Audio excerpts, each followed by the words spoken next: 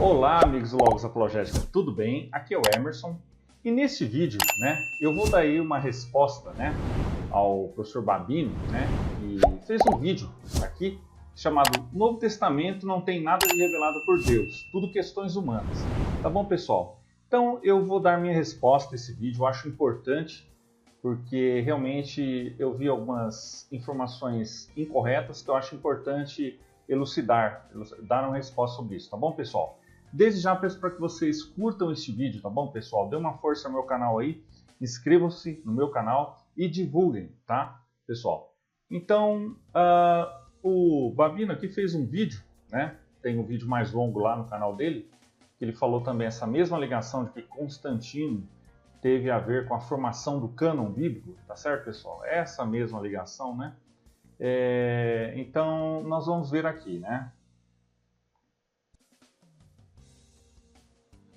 É que as pessoas não sabem que a história da canonização é uma história humana. Os livros do Novo Testamento foram escolhidos a bel prazer desses pais das igrejas, em cima da autoridade de Constantino, que disse para Eusébio: veja o que é bom no livro, veja o que é bom no outro livro. Dessa forma, viu? Está escrito, tá? A história da vida de Constantino, viu? E aí, ajuntai-os, e será chamado o livro dos livros. Aí tem gente achando que Deus desceu do céu a Bíblia. Não, senhores. É tudo questões humanas. Tudo questões humanas, tá? Tá. Eu acabei de postar um artigo aqui no meu blog, certo? Bem completo.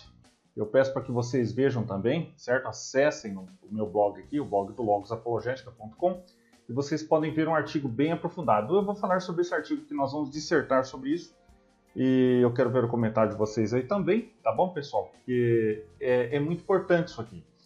Então, pessoal, já de cara, eu já notei algumas coisas aí meio incoerentes, uma coisa assim tal, Porque essa mesma ligação, eu fico impressionado, porque Constantino e Eusébio são os culpados por tudo, Nesses ateístas, céticos de YouTube aí, Ficam sempre falando, nossa, Constantino inventou um monte de coisa, e Eusébio também. Sempre a mesma história. E já tudo isso é totalmente falso, não existe base nenhuma para isso.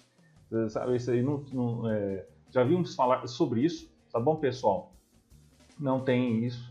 Tá? Porque ideia semelhante a essa foi aquele Código da Vinci do Dan Brown, que nem historiador é. Então nós vemos aí, isso me chamou a atenção, que o Babino fez essa alegação de que Constantino ali incumbiu Eusébio. Realmente isso é verdade. É importante entender o seguinte, pessoal.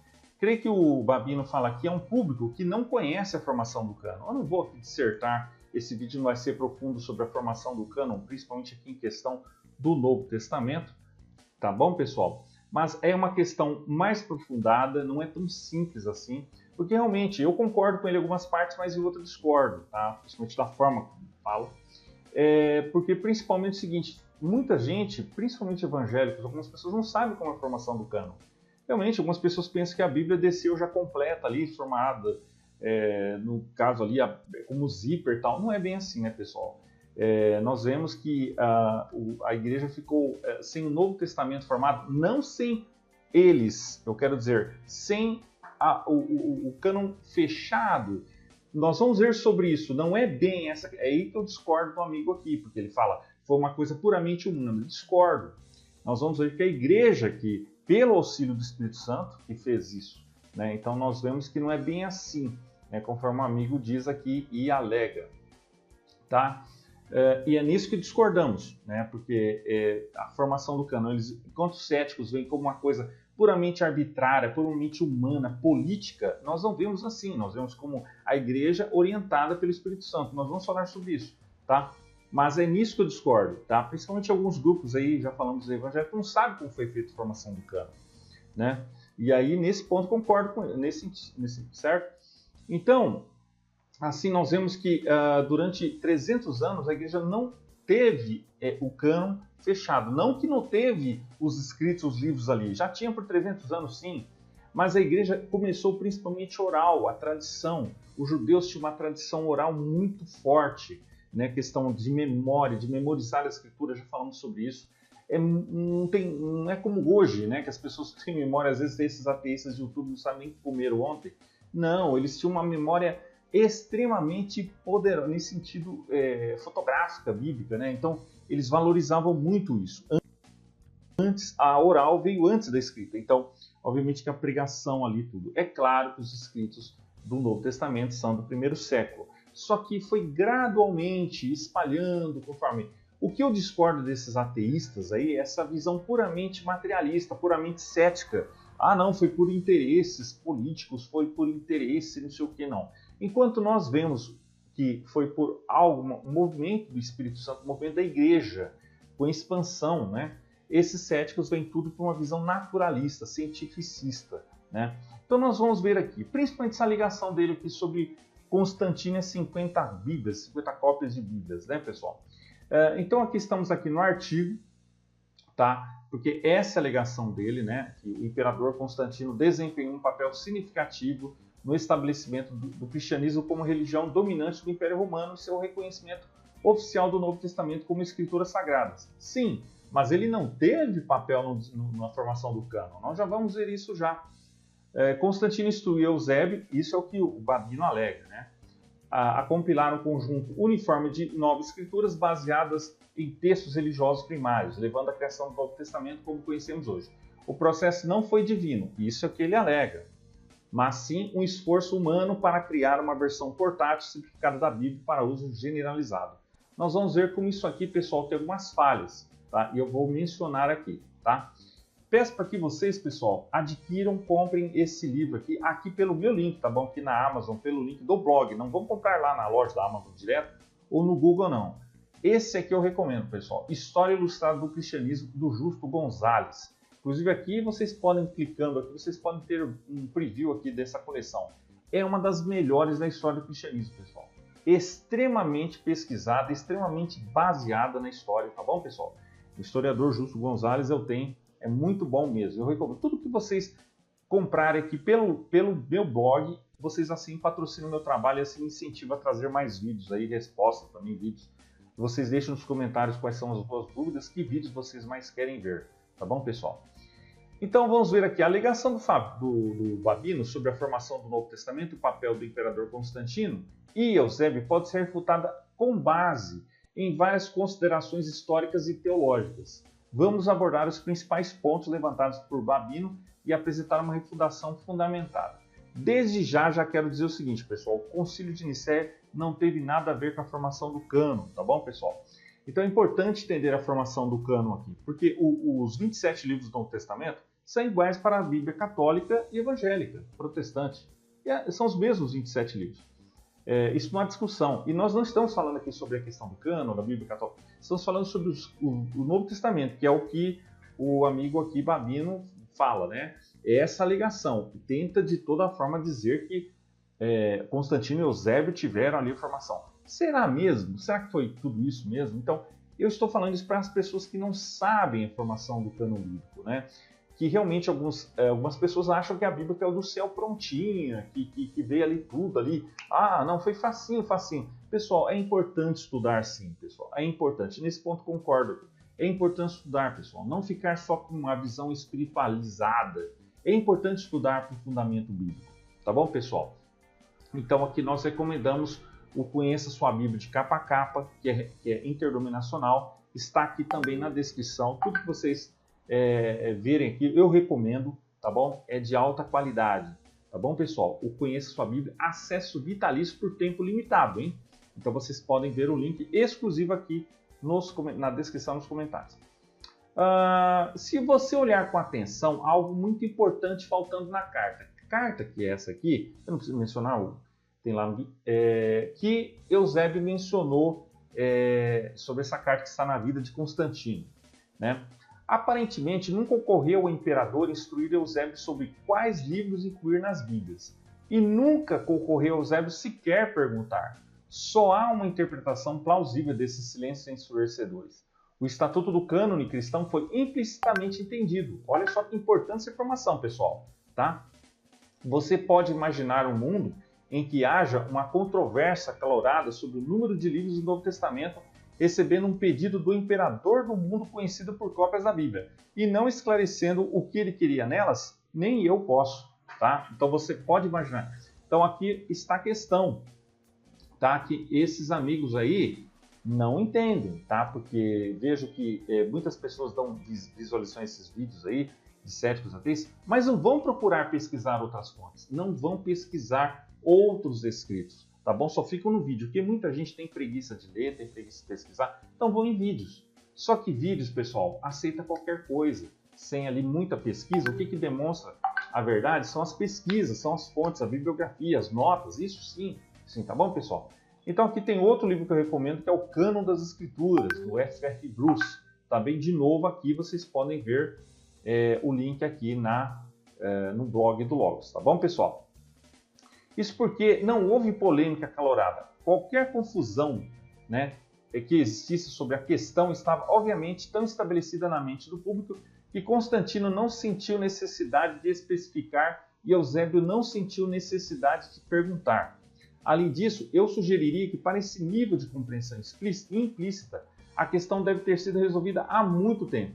Lembre-se, este é um pedido do imperador, uma espécie de situação máxima, de vida ou morte, e se ele deixasse de fora o livro favorito de Constantino, né?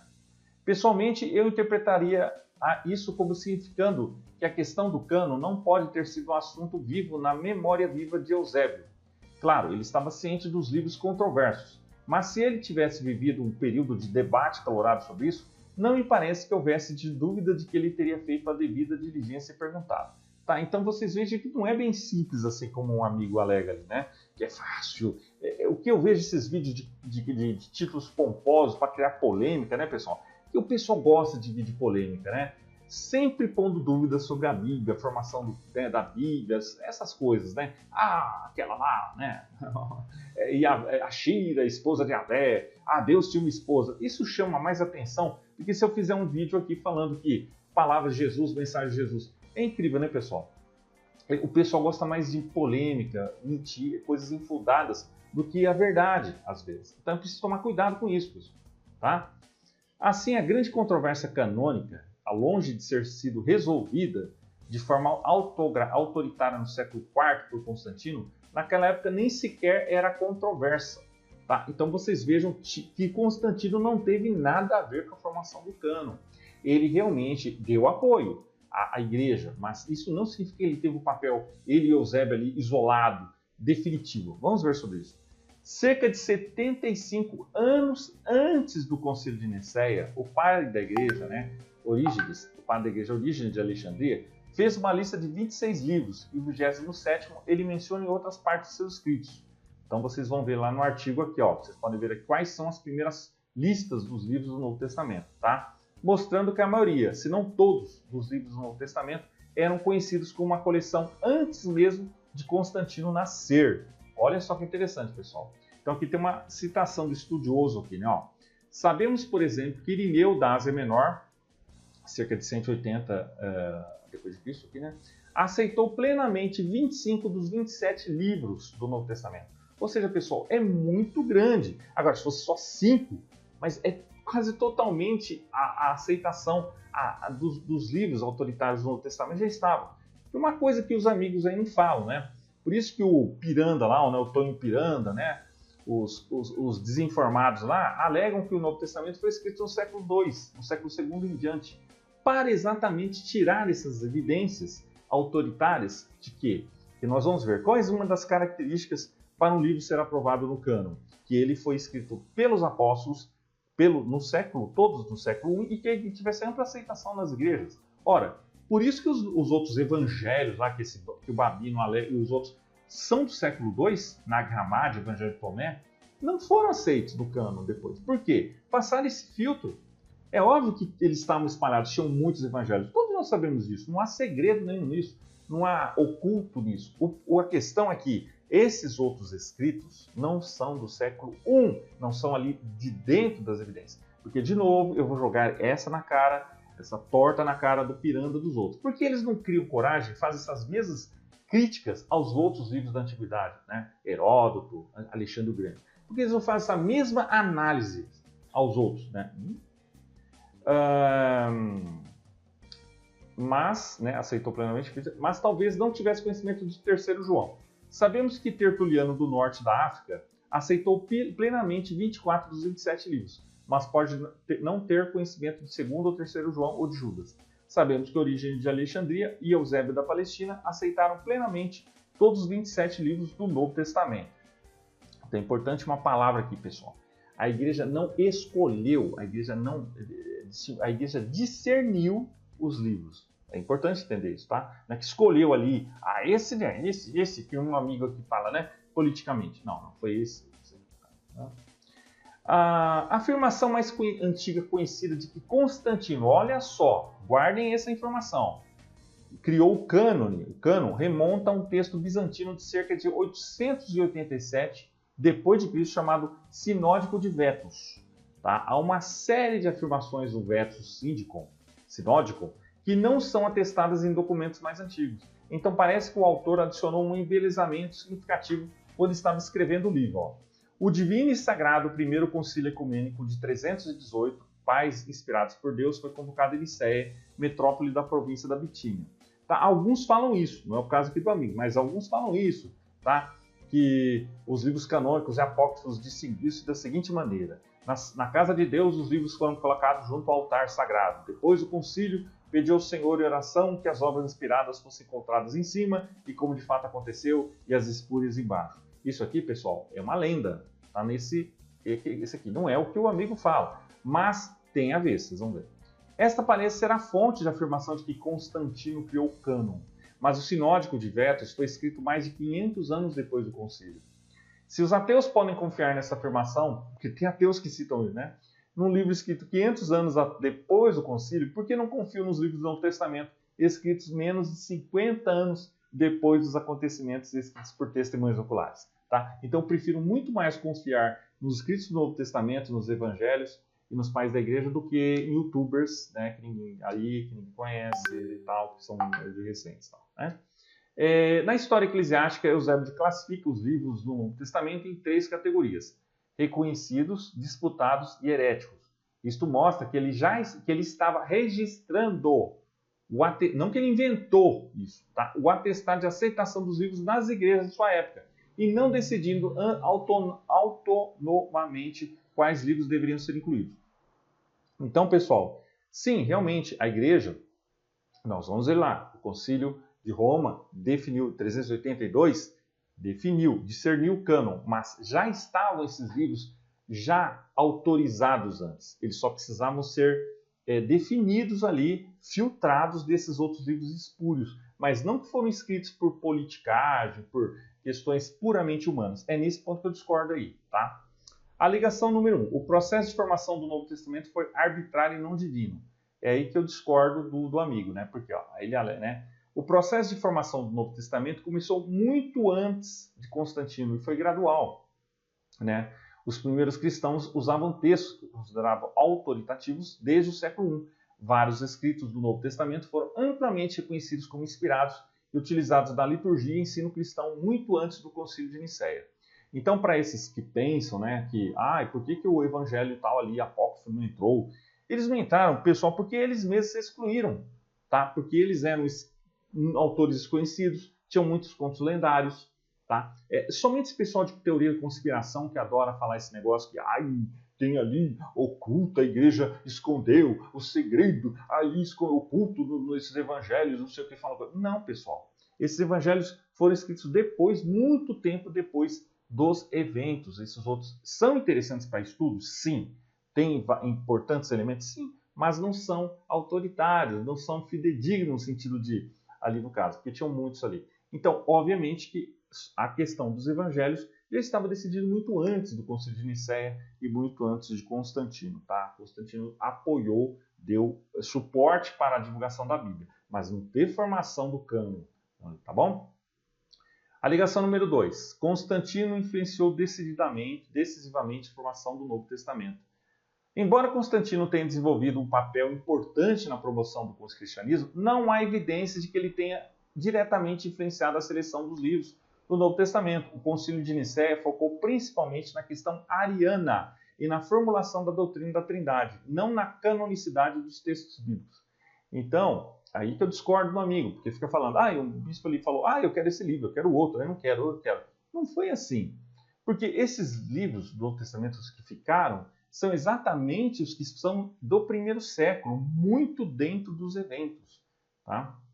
Eusébio foi um historiador e teólogo influente, mas seus escritos mostram que ele reconheceu a existência de um conjunto de escritos já amplamente aceitos pelos cristãos. Eusébio distingue entre os livros reconhecidos, disputados e heréticos, refletindo o consenso que já estava se formando, independentemente da intervenção imperial. Então, pessoal, independente da questão de Apocalipse, foi depois, Hebreus não era mesmo ali aceito tal, mas a igreja é que comanda, nesse sentido, a igreja, né, ortodoxa, cristã, histórica, né, desde o primeiro século, que já sabe o quê? Que esses livros foram escritos pelos escritores autoritários, pelos apóstolos, pelas testemunhas ali, muito próximo dos eventos, tá? Então, é importante ver isso, certo? A ligação número 3. A formação do Novo Testamento foi baseada em preferências de líderes individuais. Os concílios da igreja e sínodos regionais discutiram e ajudaram a consolidar o cânon, refletindo um processo comunitário eclesial, não meramente individual. Concílios como o de Laodiceia, em 363, o sínodo de Hipona e Cartago, e eu menciono aqui o de Roma, em 382, foram fundamentais na reafirmação do cânon. Tá? Então ele discerniu. Tá? Os textos do Novo Testamento foram escritos e preservados por suas comunidades como documentos de fé, refletindo a continuidade da tradição apostólica. A citação e uso desses textos por pais da igreja como Irineu de Lyon, Clemente de Alexandre e Orígenes demonstra a aceitação e autoridade precoce desses escritos. Então nós vemos ali que os escritos já estavam muito antes citados. Tá? O Policarpo, já todos os pais da igreja citaram esses antes de Eusébio. Então nós vamos ver isso aí. Então, nesse sentido. A formação do Novo Testamento foi um processo complexo, envolvendo discernimento comunitário e critérios teológicos claros.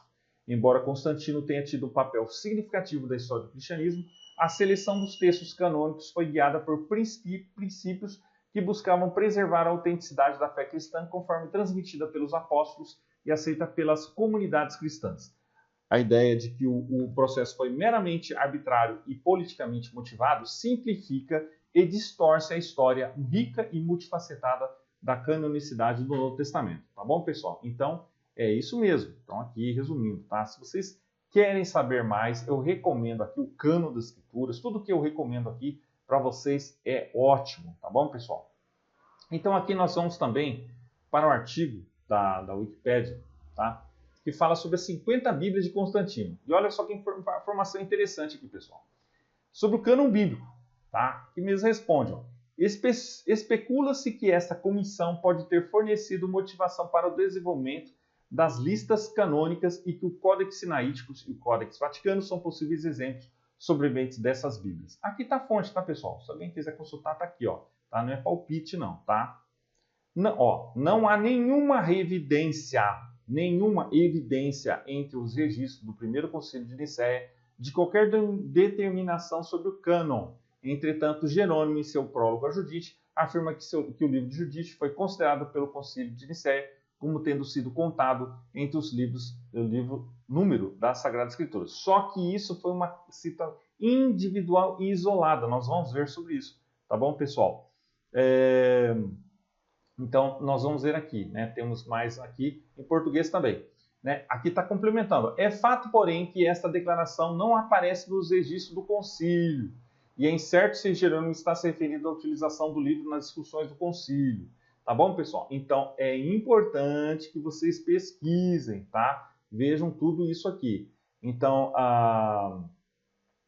tem aqui, inclusive, aqui, ó, segundo esse estudioso, Eusébio preparou 50 lecionários e não bíblias, tá? Então, é importante entender tudo isso, pessoal. É importante analisar todos os pontos, tá? Todas as outras evidências para poder entender tudo isso. Tá bom, pessoal? Então é isso aí. Eu peço para que vocês compartilhem esse vídeo aí, tá bom, pessoal? Inscrevam-se no meu canal, compartilhem em seus grupos com seus amigos. Tá bom, pessoal? É isso aí, um abraço e até mais.